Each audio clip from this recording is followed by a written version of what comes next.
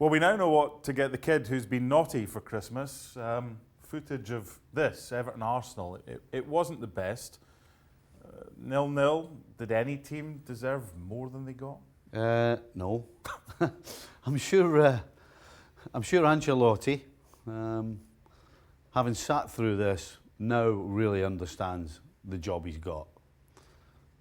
Oh no, I meant to say, now that Mikel Arteta has sat through this, now he knows the job he's got. I mean, the two of them must have been sitting thinking, my goodness, this is going to be tough, because the players that were on the field, they tried. I thought they gave their all, pretty much. But there just didn't seem any quality or any real direction in what they were trying to do. And consequently, I think we had, one chance in the game, Aubameyang, when Pickford slapped it from the goal line. Yeah. But that was it. Is it down to a lack of confidence or a lack of quality?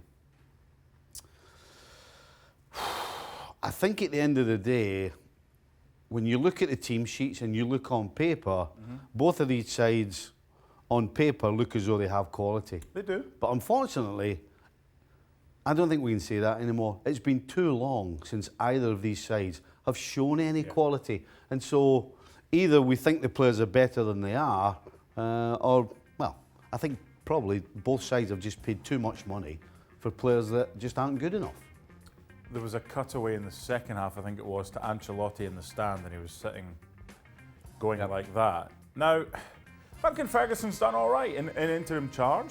He's steadied the ship. Got points. He's got points. What is Carlo Ancelotti taking from what he's seen? And he'll have done his homework on what he's taken over. What are the main positives for Ancelotti moving forward that he's got to work with? Well, I think if you see the 3 games that Ferguson's had, they've looked good when they've been physical, when they've actually had a high energy and gone about the opposition. Under Silva, they tried to play too much football. And so if I'm Ancelotti, I'm not going to go crazy on either end of it. I'm going to try and find something in the middle that suits the players that they have. Because the players that they have, as I said, have shown that physically they can deal with it, but the actual quality in playing. So he has to find it a little somewhere in between for me. And on the other side, for Arsenal, they've been spoken about all season. A lot of people have criticised the defence. The one positive for Arteta is a clean sheet, and that's something to build on. I think the only positive for Arteta is they've got a lot of young players. Because the experienced guys, for me, I think look a little lost.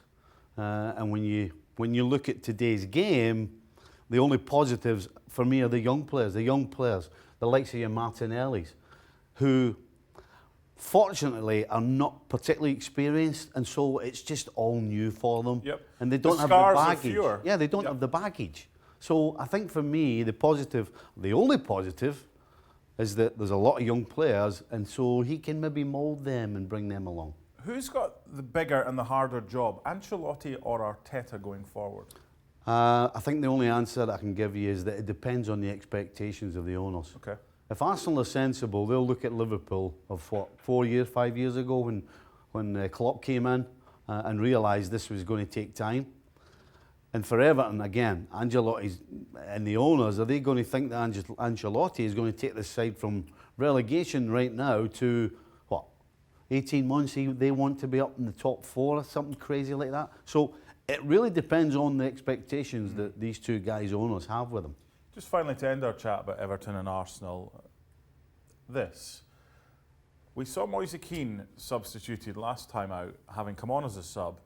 He came on as a sub, but it was early for Iwobi, and he was substituted by Duncan Ferguson. Now, I want to get your take on this. I'll just say I think this is a narrative that's been pushed and it's been blown out of all proportion. Because if Kean hadn't been taken off the last time, subbing a sub who'd played more than an hour is not even a story. Is it a story? No, I think you're right. And I think Ferguson wasn't even thinking about subbing another sub.